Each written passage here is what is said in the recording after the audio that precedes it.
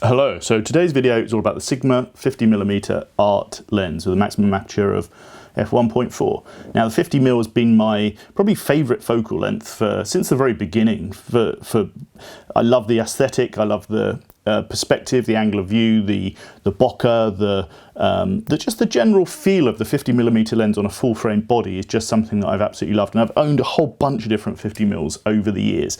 I haven't had too many Sigma lenses. I've probably had 3 or 4 Sigma lenses over the last 30 odd years, and it's never actually been that much of a positive experience for me personally. I've always ended up sort of regretting it, but this thing is a different matter. It's a different game, different league. And I'm going to go on in this video to talk about some of the good things about it, some of the bad things about it, my experiences of using it, and how I actually use it in my professional kind of workflow. But to begin with, I'll just show a few of the pictures that I've taken with it over the last few years, just so you can get an idea of the kind of pictures that a lens like this is capable of producing. So here we go.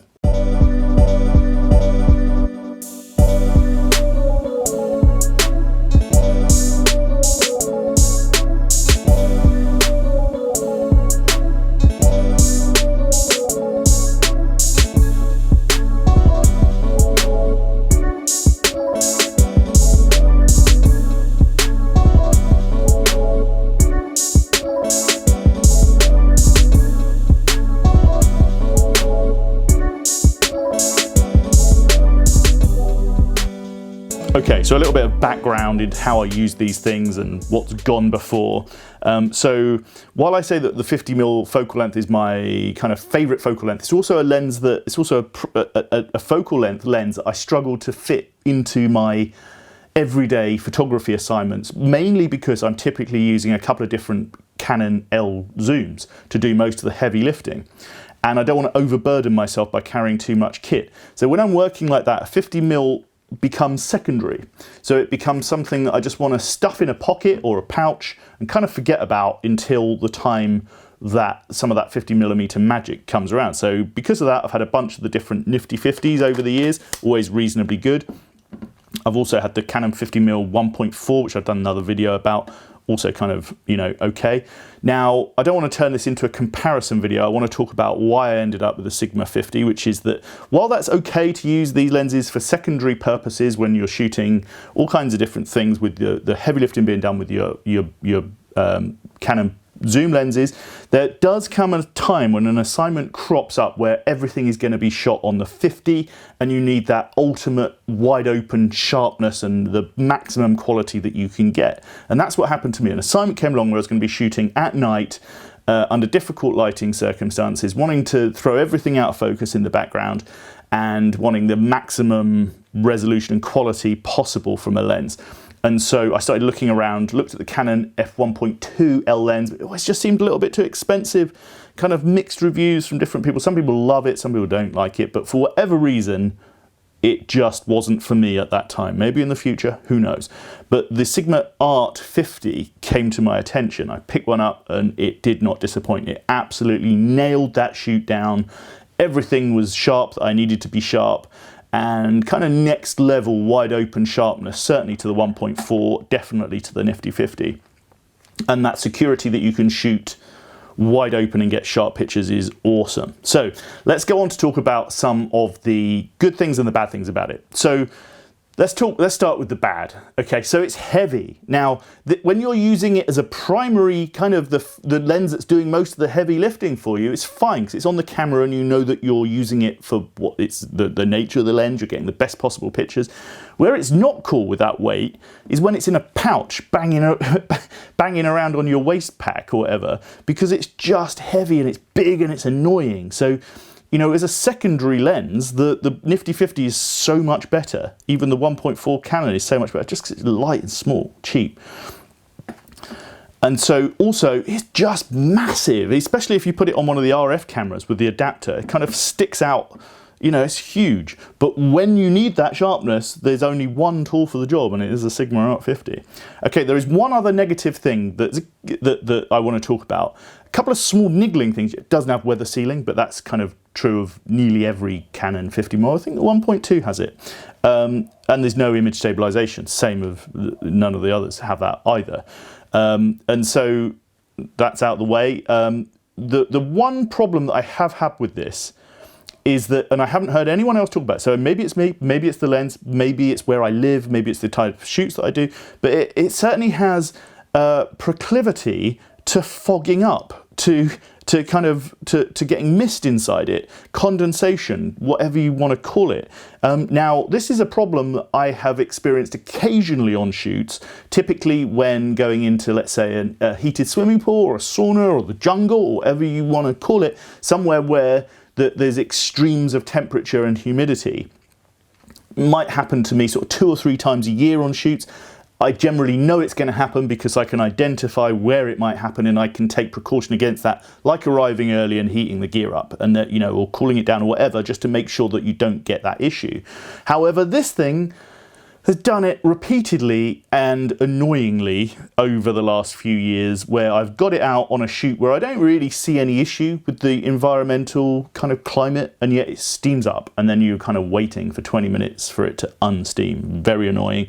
Typically it ends up getting clipped off, and then the nifty 50 gets put on and does the job for me. So that is a pain in the backside. So if you are someone who shoots in those kind of difficult circumstances and needs to work quickly, then, you know, it's worth considering at least. But like I said, I haven't heard anyone else talking about it. Maybe it's my version, or maybe it's just me. Who knows, you know? Let me know your thoughts. And subscribe, by the way. You know, this is the smallest photography YouTube channel on the planet. It's growing faster. You can be here at the beginning. Thank you very much. Send me a comment about anything that I'm talking about, and like the video, because, you know, it makes me feel fantastic inside. Thank you. So let's talk about what's good about it. Well, it's just the most sharp thing that you can imagine. It's awesome. Being able to shoot wide open on a 50mm lens is something that I've always been a little bit nervous of, all the way through all the nifty 50s. The 50mm 1.4, all of those lenses, I've always had to end up kind of dragging the aperture back a little bit, just to make sure that you haven't got that kind of misty, kind of is it in, is it out, soft back focus, front focus thing that's just kind of drives me crazy. So you end up stopping down a bit to make sure that you've got that kind of critical sharpness, which is essential for commercial work. However, with this thing, 1.4 wide open, it nails it pretty much every time. The autofocus is smooth, quiet, sweet, works very accurately. It's certainly quieter than either of them. The STM is kind of quiet as well, but it certainly racks through the focus nice and quick, and it is accurate. There's distortion is not an issue at all. I see it less with this than with any other of my 50s.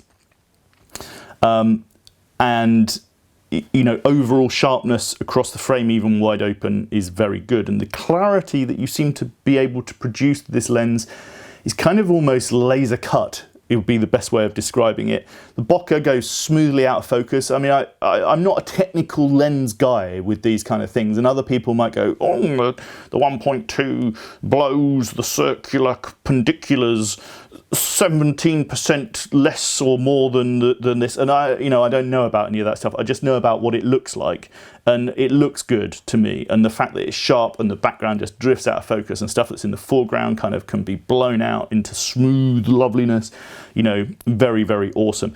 So in conclusion, you know, I'm assuming that people are watching this video, they might either have this lens or be thinking about buying this lens, be looking for a bit of direction about maybe what they should do. And what I would say to you is, if ultimate critical sharpness is your absolute heart's desire, and all of the other things that we've talked about are kind of secondary to you, that you just want a lens that is ultimately sharp and you can shoot wide open, you're not so worried about the weight, you're not so worried about the size, you just want that critical sharpness, then this is definitely worth looking at. It's expensive.